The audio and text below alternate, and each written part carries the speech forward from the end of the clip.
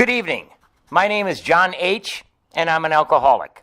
In this Code Blue Big Book Action Seminar, we're going to go through the recovery section of the Big Book line by line. We are going to take the action that our founders and the first 100 people who recovered say that we must do to overcome this seemingly hopeless condition of mind and body. Now, I don't claim to be any kind of a big book and 12-step guru or expert, not by any means. I am no kind of deep spiritual advisor. I'm just a simple drunk who was almost dead from the disease when a couple of recovered alcoholics reached out their hand to me and said, "We have a different way." Now, this is based on the Canadian method pioneered by the Golden Slippers, but I also borrow heavily from the Joe and Charlie Big Book Weekend tapes, from Chuck C., from Clancy, and from all of the giants upon whose shoulders we are riding. Now, I would love it if you could grab a couple of friends and listen to these sessions together, because working the steps with other people is always more powerful than trying to go through them alone. So you're going to need a large print big book, a highlighter, and a pen, and some willingness. And as you guys will see, we open every session with a set-aside prayer to more open our mind to be more receptive to this information. Thank you so much for listening. Good evening. I'm John. I'm an alcoholic. Hey, John. During the 1950s, a man by the name of Max C., now deceased, started a group in Winnipeg, Manitoba called the Golden Slippers. The group was a back to the basics of the big book kind of group, especially for those people who could not stay sober for any length of time. The group took a bunch of chronic slippers and walked them through the steps, taking the action exactly as laid out by the first 100 men and women who wrote the basic textbook Alcoholics Anonymous.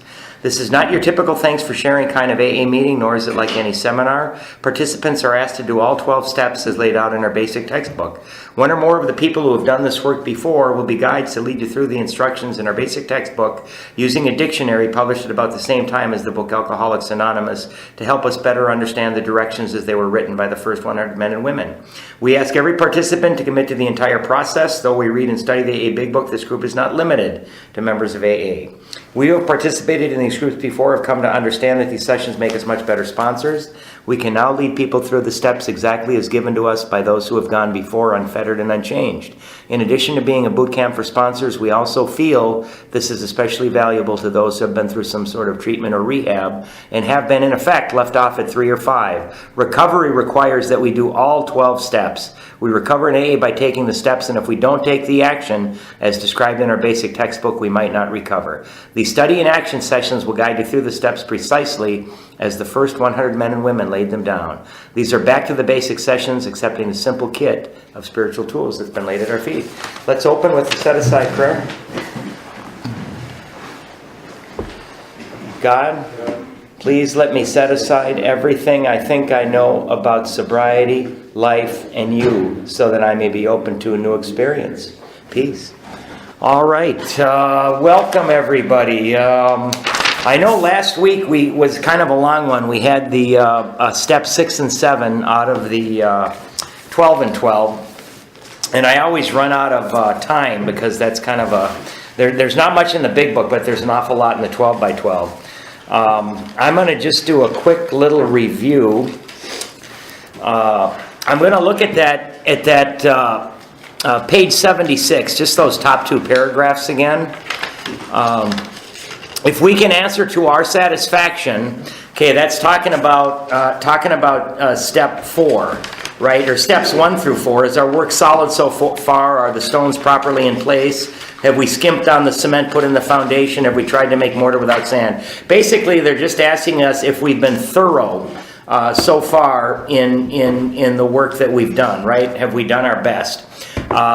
If we can answer to our satisfaction, we then look at step 6, because in steps 4 and 5 we kind of discovered what's wrong with us, right? How have we been showing up in life, and what are causing us all these problems, right? It's our resentments and our fears and the way we've treated other people. We then look at step 6. We have emphasized willingness as being indispensable. Are we now ready to let God remove from us all things which we have admitted are objectionable? Can He now take them all, every one? If we still cling to something we will not let go, we ask God to help us be willing, and that's the 6-step prayer there. God, please help me to be willing to let these character defects go. And then the prayer that Bill wrote, when ready, we say something like this: My Creator, I am now willing that you should have all of me, good and bad. I pray that you now remove from me every single defect of character which stands in the way of my usefulness to you and my fellows. Grant me strength as I go out from here to do your bidding. Now, you got to remember that Bill Wilson was a self-centered, selfish, making his wife work at Macy's, right? Well, he drank everything up and they were getting evicted and moving around. Selfish, self-centered son of a bitch. Right? And all he cared about was making sure that he got himself his alcohol. And for him to write a prayer like this, I pray that you now remove from me every single defect of character, right? Not which stands in the way of me getting drunk or to keep me sober, not which stands in the way of my happiness, not which stands in the way of me getting back together with my wife and having things go out. That's not what he said. He said, which stands in the way of my usefulness to you and my fellows. And grant me strength as I go out from here to do your bidding. How a guy like him could come up with a prayer like this, I'll never understand. But I can tell you, a guy like me needs a prayer like this. I really do. Because I would have thought, which stands in the way of me keeping sober, which stands in the way of me being happy, right? Which stands in the way of me getting what I want out of life. But that's not what it says. It's what stands in the way of my usefulness to you and my fellows. And then I passed out a sheet. I didn't get a chance to cover this last week. This is just something, the character defects that we have, and this is something that if you ever go through a step 6 and 7 kick, right? When you get home at work or when you're before you go to bed, you can kind of look at it and you can say, hey, today was I selfish and self-seeking, or did I have some interest in other people? Was I dishonest or was I honest? Was I full of fear or did I do something that took some courage? Was I prideful or did I have some humility? Remember, humility, one of the definitions is to seek and to do God's will. Was I inconsiderate of other people or was I considerate? Was I greedy or was I giving and sharing? Was I lustful? Was I lustful or did I have more pure ideas? Was I angry or did I have some calmness and some serenity? Was I envious of what the other people had? God darn it, that guy got the big sale and I didn't. Or was I grateful for what I've got? Was I lazy, or did I do what I needed to do? Did I eat too much, or did I practice moderation? Was I impatient with people? Did I treat that old couple impatient because I wanted to get to somebody else who was buying tile? Or did I give patience? Was I intolerant or tolerant? Was I resentful or was I forgiving? Right? Did I judge somebody? Did I judge them and find them guilty and then I'm angry at them, right? Or was I forgiving because, they're humans like me? Was I hateful or did I give some love and some empathy? Did I do harmful acts? Did I hurt somebody today or did I do some good deeds? Did I help other people? Did I wallow in self-pity? A poor me, doggone it, I didn't get a fair shake again? Or did I forget about myself and try to help other people? Did I self-justify, right? Well, the reason I did that to that person was because, or did I have some acceptance? Self-importance, or did I have some modesty? Did I beat the hell out of myself again? John, you horrible person, how could you have done that? You're almost 6 years sober, how could you have done that? Or did I forgive myself for being human? Was I suspicious of other people? A lot of times, when we're out there using and we're dishonest, right? And we're trying to scam people. We think everybody's like that, right? But now you come into these rooms, at least for me, I came into these rooms and all of a sudden I started to see good in everybody. I said, wow, what? The world really isn't such a horrible place. There's a lot of people out there that are truly good. So we have some trust. Do I have doubt that, God darn it, this is never going to work? These steps and being this way is never going to work? Or do I got some faith, right? Was I covetous? Did I covetous, again, a little bit greedy, or did I practice charity or generosity? Was I disrespectful to people? I'm not going to give you the time of day because you're not spending any money with me. Or did I respect everybody? So this is just something we can look at, and human beings, we're going to have check marks on both sides. I mean, we're human, you know. On any given day, we're going to have some defects, we're going to have some good things. But over time, as we try to practice the principles of this program, we're going to see that we're going to move more and more towards the side that says program principles, and that's our goal. And you know, I don't like the words fake it till you make it, but I like act as if. So if we can start trying to practice some of these things on the right and then ask God for some help, and we act as if we are more on the right than on the left, we're gonna move that way in our life, and we're going to become more towards the program principles. I was almost done last week. I had, I think, 1 or 2 pages of my notes left. You know, so the instructions that we get in our book, because, you know, guys, I truly am a hothead.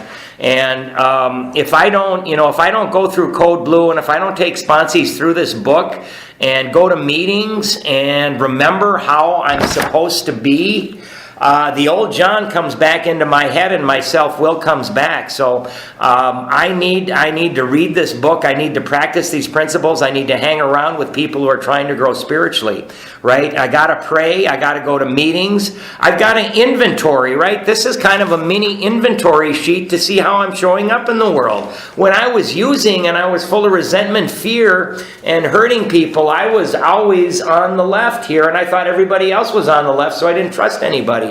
But now I try to act as if, and I try to be more on the right, and I try to trust other people. So I got to inventory myself. I got to look at myself and see how I'm doing. Remember that mnemonic device that we learned, the 7 deadly sins, Pagels: pride, anger, greed, gluttony, lust, envy, and sloth. That's just a good way that you, when you're out walking or something, how am I doing today, right? We've got to help other people in and out of this program. And if we do esteemable actions, right? If we do esteemable things, we're gonna start to like ourselves, right? Keep a clean house, by God. Make your bed every morning. Try to be honest, right? Try to be honest. Try to be truthful. Try to help other people. Try to do the right thing, even when nobody's looking. Now, if we do these things, we're going to be okay looking at ourselves in the mirror, and we're not going to be looking at our shoes anymore, right? And we're going to be able to look other people in the eyes. So I need to follow these instructions on a daily basis. And I really, you know, when I first started these things, I had to work against myself with God's help, you know, because even when I was first sober, I would still take other people's deals, and I would justify and figure out ways that I could convince myself that I deserved it, right? So I've got to work against myself with God's help. I've got to practice unselfishness. When we do this, the old habits start to die. I've got to practice honesty. I've got to try to be as honest as I can. Now, I'm never going to be perfect, right? And I mean, I can, but if we try to practice this, eventually, you know, we're going to get to the point where it's like, oh my God, I just told a lie. Wow. You know, and maybe we can fix it, maybe not. But, you know, if we practice this enough, we're gonna catch ourselves and go, oh my God, I'm about to tell a lie. And then we can stop ourselves, right? But we've got to practice it over time, and we're going to get better. It's like anything. We've got to practice to get better. We've got to practice courage. We've got to do things that we are afraid to do. We know they're right, but we're afraid to do them, right? We've got to take a leap of faith that God's going to have our back, right? And step 3, He's our director. We gotta take that leap of faith and start to practice courage. And we've got to try to consider others in front of ourselves. If we start considering others in front of ourselves, we're gonna feel so much better about ourselves. You know, if we do this, then we're gonna say, I'm not what I used to be. You know, and I'm never gonna be completely unselfish. I'm not always honest. You know, but most of the time, I'm an unselfish, honest human being with courage, considering others first. Right? And what a change that is. I was never that way. I was the opposite. You know, in AA, if we do these steps, we get to live 2 lives in 1 lifetime. We really do. We are the luckiest people on earth. Most people, and they're not even alcoholics, most people are sick. They're spiritually sick and they don't know it. They don't know it. At least we know what's wrong with us and we have a program to fix it. Most people go to the grave not knowing what the hell's wrong with them, but they just got this feeling, they don't feel, they got this anxiety and they just don't know what's the matter with them. We found out what's the matter with us in 4 and 5, and we changed it in 6 and 7. Now, when we do this, we better be careful. Right? We better be careful because if we really accept step 6 and 7, we are now responsible. We're responsible for what we say, what we do, and how we act. Right? So if I stay selfish, dishonest, self-seeking, fearful, and inconsiderate, it's got to be because I want to be that way. Right? Because I now know what I'm supposed to do. And I can no longer blame other people, right? We got rid of victimhood when we did our 5th step. I can no longer blame other people. Right? And the funny thing is, when you're unselfish, people like you better. When you're honest, you feel better about yourself, right? Your esteem goes up. When I have courage, I do things that make me feel better, right? I discovered that there's real pleasure in considering other people before you take for yourself. I didn't know that before. How could I have known it? I've never done it, right? So, one of the things, and the first time I worked through these steps, right, and I was doing step 6 and 7, there was this sale that came up at the tile shop, and it was only like a $200 commission, right? And of course, the first thing I did is I justified it and I put it in my name, right? And I'm thinking, wait a minute here. I'm going to sell myself out for a $200 commission? That is absolutely ridiculous, right? And I drove back and I put that in that other person's name. You do that a few times, then you just start to do the right thing right off the bat. So if I take care of other people where I work, right, in a commission sales environment, guess what happens? I can take a day off and they're going to take care of me instead of trying to get even, right? And I feel good when I take care of other people. I ring up vastly more dollars for other salespeople than anybody else in our company, and I feel good about it. Everybody runs around, they're talking about acceptance. I accept this, I accept that. Acceptance is the key. Well, I got to tell you, acceptance is a process. It's a process. It's steps 4, 5, 6, 7, 8, and 9. All right, so today we are going to go, that's enough on 6 and 7, little finish up. We're going to go to steps 8 and 9 today. And my little thing that I wrote up here, right, the 3 dimensions of life, and I'll talk about that after we're done reading for the day. So let's go to page 76. And we are right after the 7-step prayer, so we're right about in the middle of the page there of 76. Now we need more action, right? The funny thing is, when I work with sponsees, right, we work really hard on their 4th step. They do it when I hear their 5th step, right? We do 6 and 7 right away within 24 hours, and we've got the list of names. So within 24 hours of the 5th step, little do they know it, but they're on step 9. Kaboom, boom, boom, right? So these things happen very quickly. Now we need more action, without which we find that faith without works is dead. Underline that. And you can write King James Bible, and I think it's 2:14:26. I'm not a Bible guy, but I believe that's where you can find that. Bill references that a few times in the book. Faith without works is dead, right? In other words, we've got to go out and we've got to practice these things in the world. Let's look at steps 8 and 9. Okay, we're going to underline the next 5 lines there. Let's look at steps 8 and 9. We have a list of all persons we have harmed and to whom we are willing to make amends. We made it when we took inventory. Okay, so next to what we just highlighted there, right, step 4. We've got our list from step 4. Now, I might be a little different from most people, but just about everybody on my resentment list made it on my A-step list. Just about everybody on my fear list made it on my A-step list. And of course, everybody on my sex and harms list made it onto my A-step list.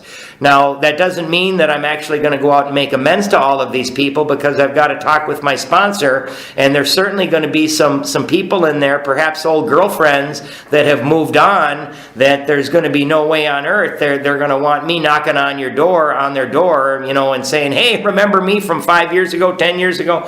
Some people, we're not going to do that. We're not going to go to them because we might cause more damage. We made it when we took inventory. We subjected ourselves to a drastic self-appraisal, right? That's step 4. Now we go out to our fellows and repair the damage done in the past. We attempt to sweep away the debris which has accumulated, highlight to the end of the paragraph, accumulated out of our effort to live on self-will and run the show ourselves. If we haven't the will to do this, we ask until it comes. Remember, it was agreed at the beginning we would go to any lengths for victory over alcohol. So if we haven't the will to do this, we ask until it comes. Next to that, write prayer. That's a prayer. So you know what we're responsible for, guys? We're responsible for doing steps 4 and 5, 6 and 7. We're responsible for making that list in step 8. Now, if we've got some people on there that we're not willing to go to, God's responsible for giving us the willingness, right? And we're going to talk about how to start with the ones we're ready to do, and then move on. But if we make that list and we start with the ones that we know we can do, and we pray for willingness, that's God's job to give us that willingness, and it's going to happen. It's going to happen. And remember, at the beginning, that's why I have all my sponsees. Are you willing to go to any length for victory over alcohol? And I have them sign it. Probably there are still some misgivings. As we look over the list of business acquaintances and friends we have hurt, highlight to basis. We may feel diffident about going to some of them on a spiritual basis. Just that little bit there. And diffident means lacking self-confidence. And then also next to that little phrase we highlighted, write fear. So you bet we're going to have fear. We may feel diffident about going to some of them on a spiritual basis. Let us be reassured, to some people we need not and probably should not emphasize the spiritual feature on our first approach. We might prejudice them. At the moment, we are trying to put our lives in order, but this is not an end in itself. Okay, so we are going to highlight and underline this next sentence. Our real purpose is to fit ourselves to be of maximum service to God and the people about us. Okay, so somewhere, maybe off to the left, right, main goal. That's the main goal of doing this work. It's not so we can quit drinking and we can be happy.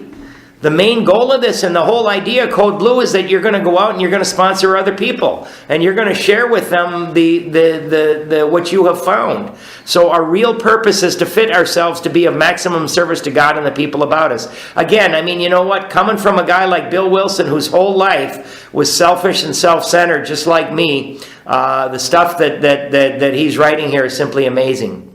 So we're going to write a little bit off to the right here. I don't know about many of you guys, but there were so many times that I should have been dead with either a gun pulled on me. Mainly it was car crashes. I was in 10 of them where the cars were totaled. I was driving about half of them, the other I was in them, but I should have been dead. So we're going to write off to the right. God kept us alive for a purpose, right? And that's right next to that sentence. God kept us alive for a purpose. Once you have worked steps for the first time,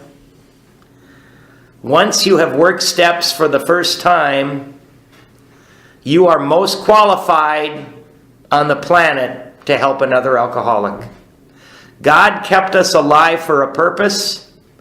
Once you have worked steps for first time, you are most qualified on the planet to help another alcoholic.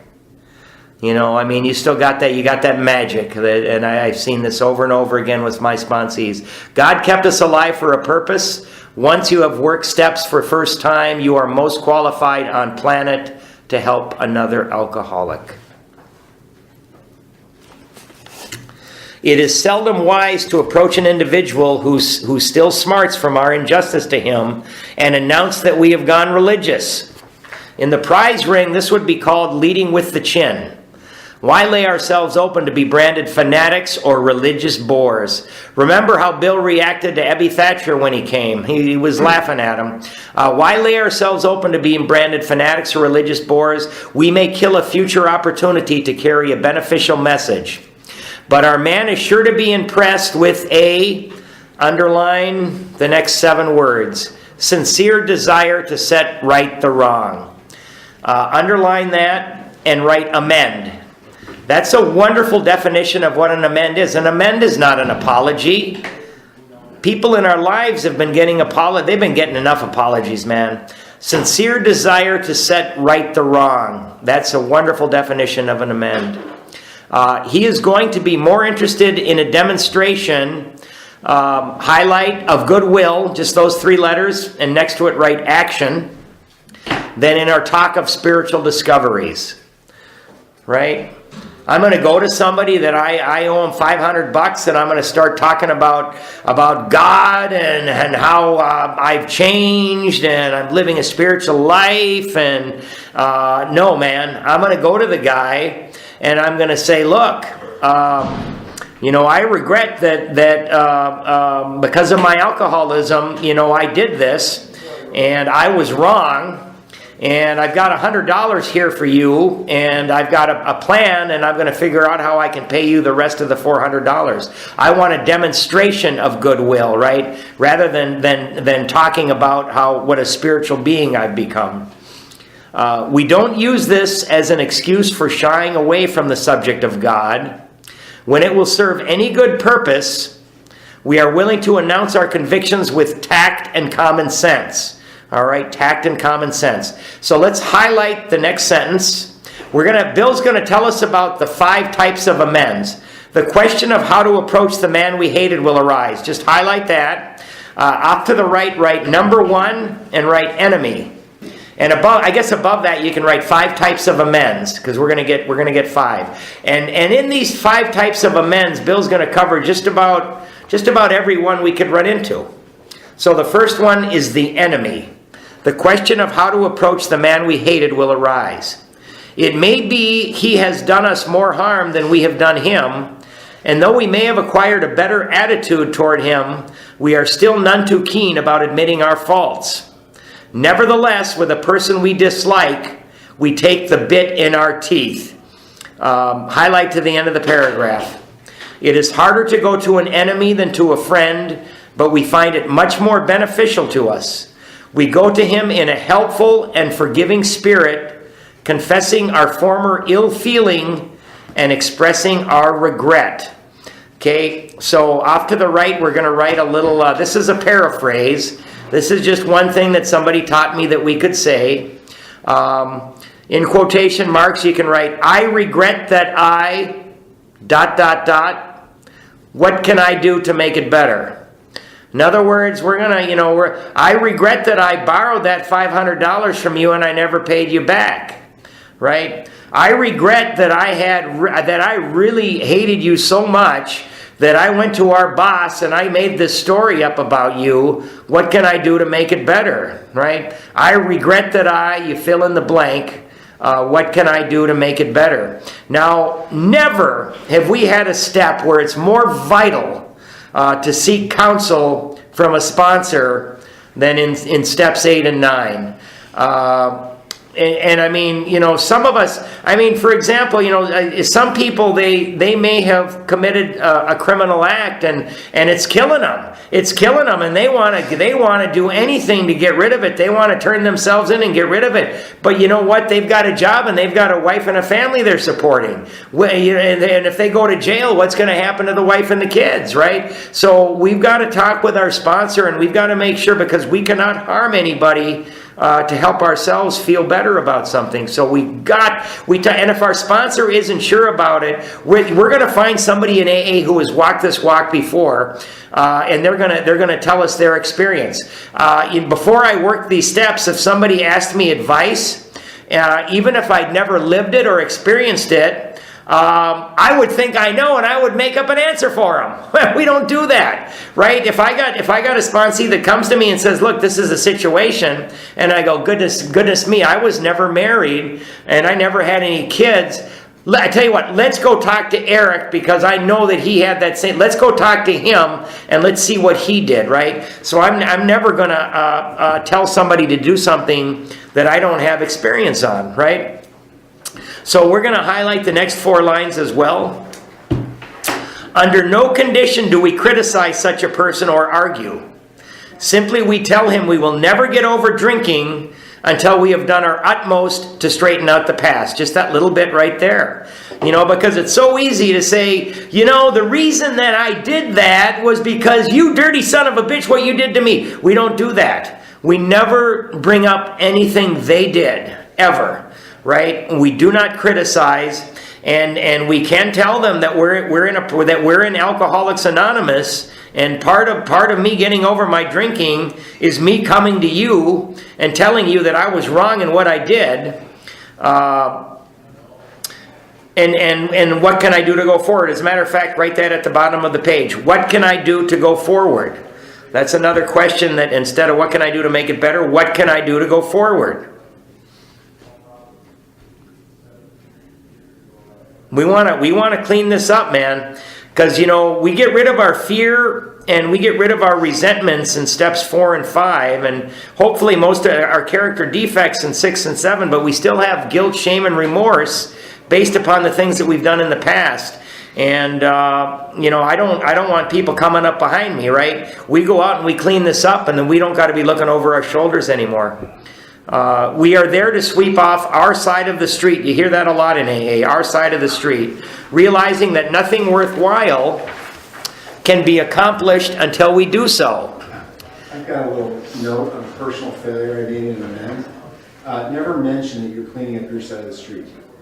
It implies they need to clean up their side of the street as well. Yep. Just don't do that. We just say, I was wrong. Yep. I was wrong.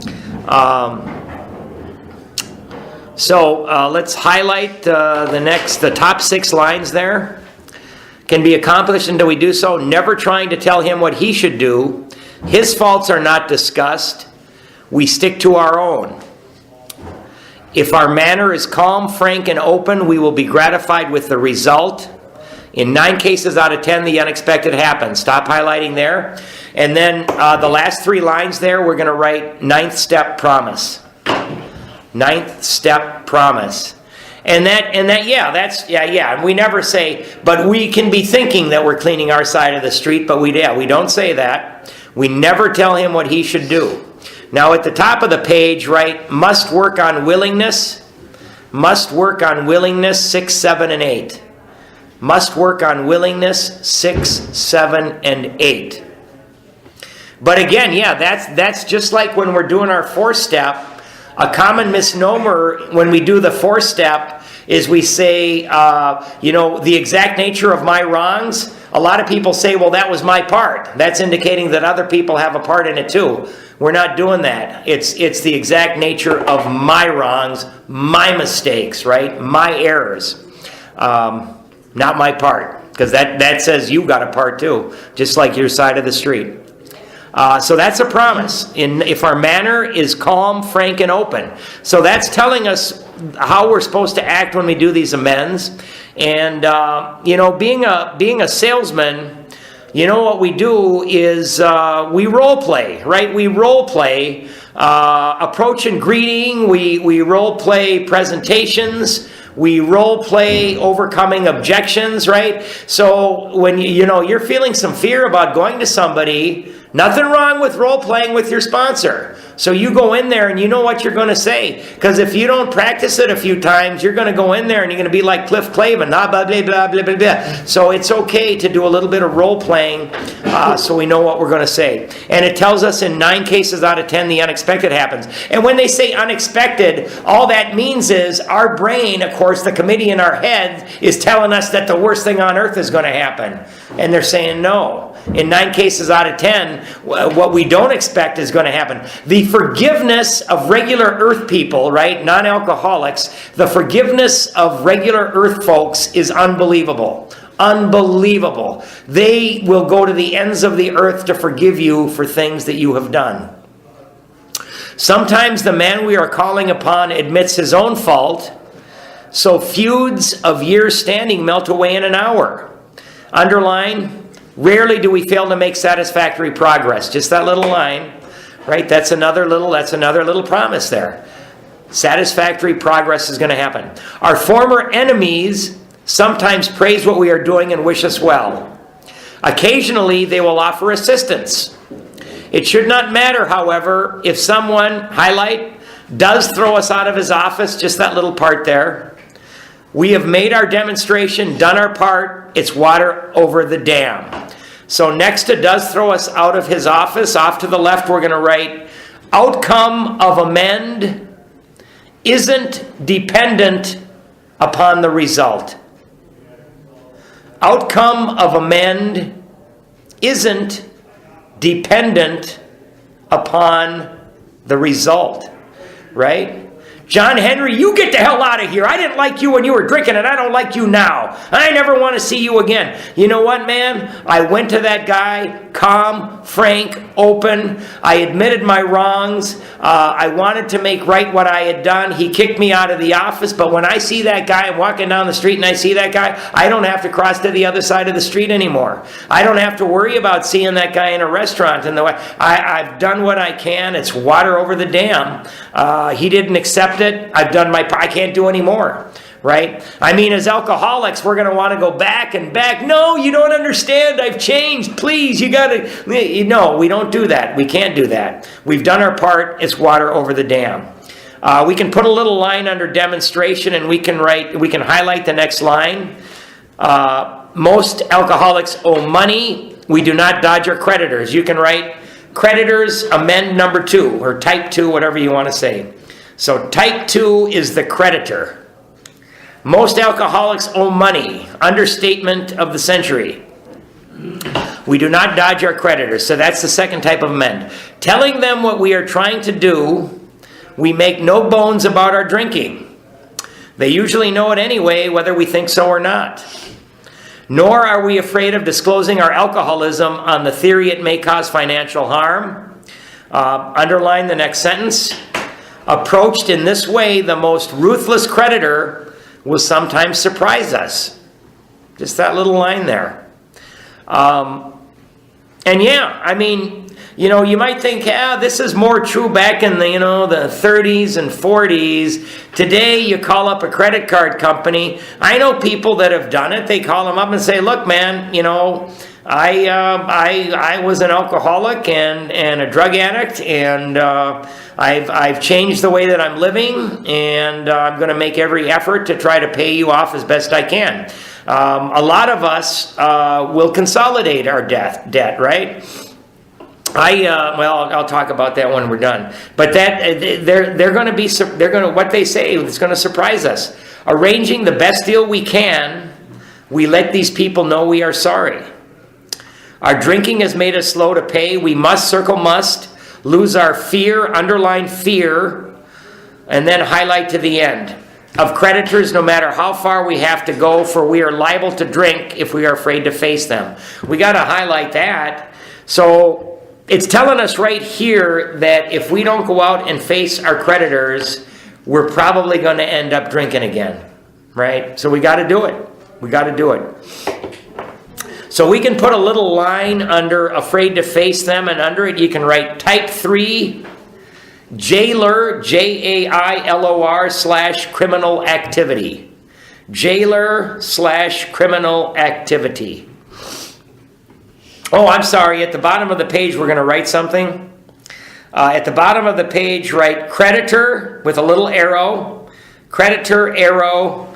Take care of family first. If there is any left, it goes to creditors. Creditor, arrow. Take care of family first. If there is any left, it goes to creditors. Now again, guys, this is stuff I was taught, and I say it again and again. If it's written down in the big book, you had better take it. If it's something that we're writing, you can take it or leave it. It's my opinion or somebody else's opinion. I happen to like this one. Take care of family first. If there is any left, it goes to creditors. Okay, so type 3 jailer / criminal activity. Perhaps we have committed a criminal offense which might land us in jail if it were known to the authorities. We may be short in our accounts and unable to make good. We have already admitted this in confidence to another person. Right, step 5. And then highlight next 2 lines. But we are sure we would be imprisoned or lose our job if it were known. Just that little bit there. Maybe it's only a petty offense such as padding the expense account. Most of us have done that sort of thing. Maybe we are divorced and have remarried but haven't kept up the alimony to number 1. She is indignant about it and has a warrant out for our arrest.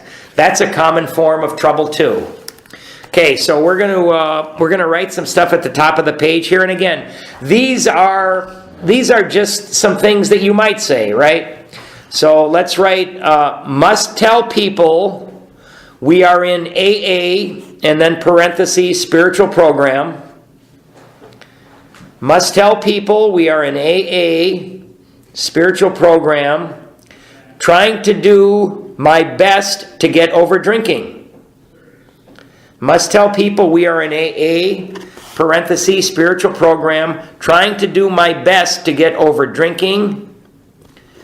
Being drunk made me a less than desirable friend, son, employee, ...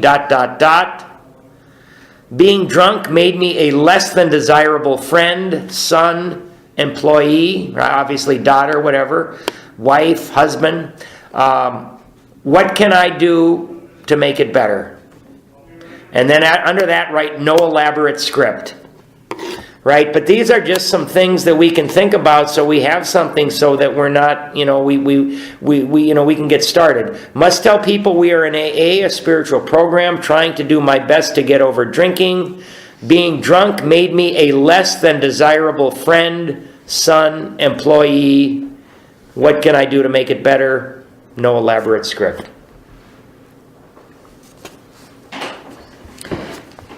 Although these So is that required when you make an amend to explain that? No elaborate script. These are just some ideas. Yep. Okay. What we're going to do is we're going to talk it over with our sponsor. I firmly believe, though. I mean, I don't want to go to somebody without kind of knowing what I'm there to make an amend for, and I kind of want to. And it says that it said earlier that maybe we don't stress the spiritual approach. So we're going to talk this over with our sponsor. I mean, if I'm going to go to a friend of mine, I'm going to say, look, man, I'm in AA, and I am trying to get over my drinking. Me being a drunk made me a less than desirable friend, and I did. These are some of the things that I did, and I was wrong to do it. If there's not money involved or something else, then what can I do to make it better? But I mean, it's something we can kind of practice it and figure out what we're going to say. But these are just some possibilities that were given to me. That's all. That's all. I mean, you don't have to, say, hey, I'm in a spiritual program. But we talk it over with our sponsor, and I think it's a good idea to practice what you're going to say. I really do. And I mean, most of these amends, they're not going to take very long. Going to your old employers, going to whoever. Usually they don't take that long. My friend Eric, that was the one whose wife stepped out on him.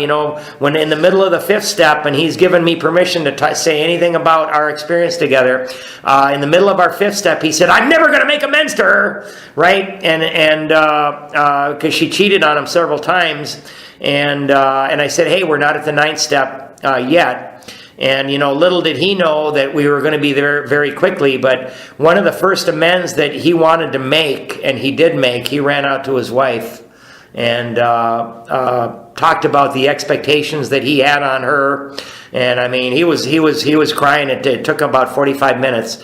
But all of the expectations and then how he treated her and everything else. And he never brought up her cheating on him or anything else. And he said when he walked away from that, he felt 10 feet tall. 10 feet tall. Although these reparations take innumerable forms, there are some general principles which we find guiding. Okay, we're going to highlight to the end of the paragraph. Reminding ourselves that we have decided to go to any lengths to find a spiritual experience, we ask that we be given strength and direction to do the right thing no matter what the personal consequences may be. We may lose our position or reputation or face jail, but we are willing, we have to be, we must, circle must, not shrink at anything. Okay, so then we're going to go back too, because we're going to underline in addition to highlighting, because it's an 8-step prayer, or maybe you can mark it where it says, we ask that we be given strength and direction to do the right thing no matter what the personal consequences may be. Somehow just denote that, and next to it write 8th step prayer. 8th step prayer, right? You know, so here, oh my God, I'm going to end up having to go to jail. I mean, I was really stressing out about this, but you know what? We talk it over with our sponsor, and we're going to figure out a way that we're going to make these amends, right? Because again, you know, our real purpose is to fit ourselves to be of maximum service to God and to other people. So we've got to do this. We ask that we be given strength. God, please give me the strength and the direction to do the right thing no matter what it's going to cost me, right? And that might not be going out and making the amend, because, you know, you got to talk it over with your sponsor. Usually, however, other people are involved. Therefore, we are not to be the hasty and foolish martyr who would needlessly sacrifice others to save himself from the alcoholic pit. There it is. We've got to consider others first. A man we know had remarried. Because of resentment and drinking, he had not paid alimony to his first wife. She was furious. She went to court and got an order for his arrest. He had commenced our way of life, right? He's doing the steps, had secured a position, and was getting his head above water. It would have been impressive heroics if he had walked up to the judge and said, here I am. We, underline that we. Okay, this indicates that he is seeking counsel. You know, it says, well, the big book never talks about sponsors. Well, you know what? It talks about seeking counsel. We thought he ought to be willing to do that if necessary, but if he were in jail, he could provide nothing for either family. We, underline we again, we suggested he write his first wife admitting his faults, and underline asking forgiveness, just that little bit. He did, and then also underline, and also send a small amount of money. Underline that too. So we suggested he write his first wife admitting his faults and asking forgiveness. He did, and also sent a small amount of money. He told her what he would try to do in the future. He said he was perfectly willing to go to jail if she insisted. Of course, she did not, and the whole situation has long since been adjusted. At the bottom of the page, write forgiveness is the principle behind step 9.